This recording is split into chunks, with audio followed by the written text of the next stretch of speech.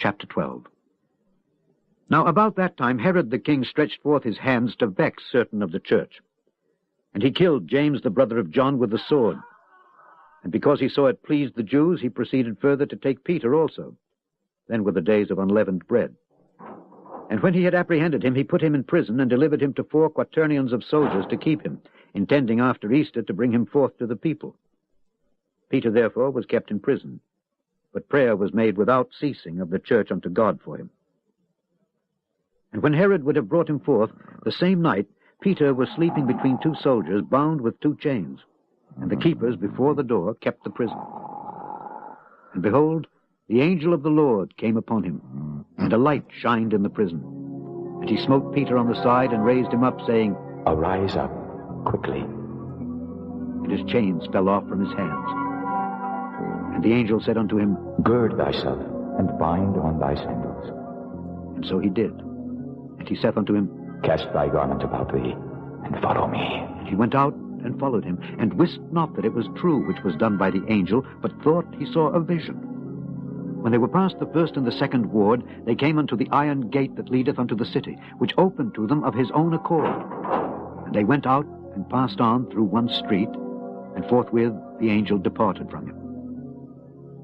And when Peter was come to himself, he said, Now I know of a surety that the Lord hath sent his angel, and hath delivered me out of the hand of Herod, and from all the expectation of the people of the Jews. And when he had considered the thing, he came to the house of Mary, the mother of John, whose surname was Mark, where many were gathered together praying. And as Peter knocked at the door of the gate, a damsel came to hearken, named Rhoda. And when she knew Peter's voice, she opened not the gate for gladness, but ran in and told how Peter stood before the gate. And they said unto her, Thou art mad. But she constantly affirmed that it was even so. Then said they, It is his angel.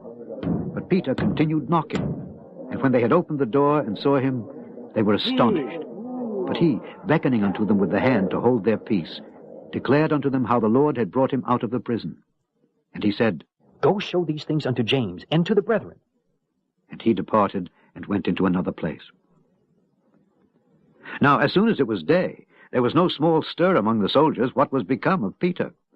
And when Herod had sought for him and found him not, he examined the keepers and commanded that they should be put to death.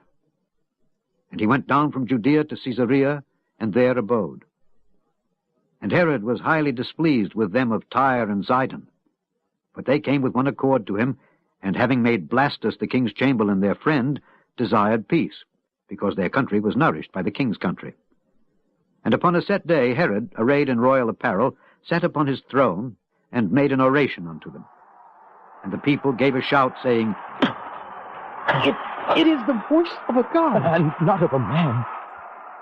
And immediately the angel of the Lord smote him, because he gave not God the glory, and he was eaten of worms, and gave up the ghost.